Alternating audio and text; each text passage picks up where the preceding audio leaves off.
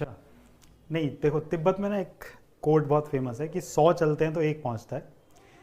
इसमें एक कहानी है छोटी सी कि एक शहर में ना एक बहुत धनवान व्यक्ति था। उसने एक बहुत भव्य मंदिर बनवाया और उस मंदिर के लिए उसे एक पुजारी की आवश्यकता थी।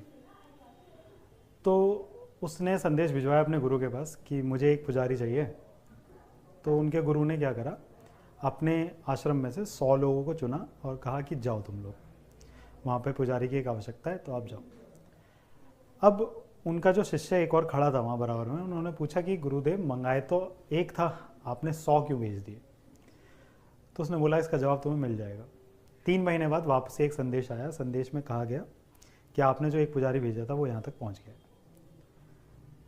अब उनका शिष्य चौंक गया कि भाई भेजे तो 100 थे। उन्होंने गुरु की तरफ देखा तो गुरु ने बोला कि याद रखना हमेशा, जब 100 चलते हैं तो एक पहुँचता है। तभी से वो कहानी, वो कोट फेमस है। आज की डेट में पॉपुलेशन बहुत ज़्यादा है तो ये कोट ऐसे भी कह सकते हो कि आप लाख चलते हैं तो एक पहुंचता है, या लाखों चलते हैं तो कुछ हज़ार पहुंचते हैं, ऐसा कह सकते हैं आप सब।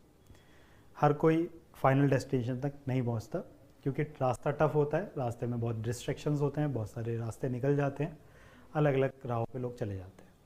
अब आप भी सोच रहे होगे कि उन 100 लोगों, जो 100 लोग थे उनके साथ क्या हुआ, तो आप ऐसा समझिए कि उनमें से जब पहले एक गांव में एंट्री हुई तो गांव में घुसते ही वहाँ पे एक व्यक्ति खड़ा था जो कह रहा था कि मैं भगवान को बिल्कुल नहीं मानता। तो उन 100 में से एक व्यक्ति ने ठान लिया कि मैं जब तक इसे रियलाइज़ नहीं करवा दूंगा कि भगवान है तब तक मैं यहाँ से नहीं जाऊँगा। तो एक वहाँ रुक गया।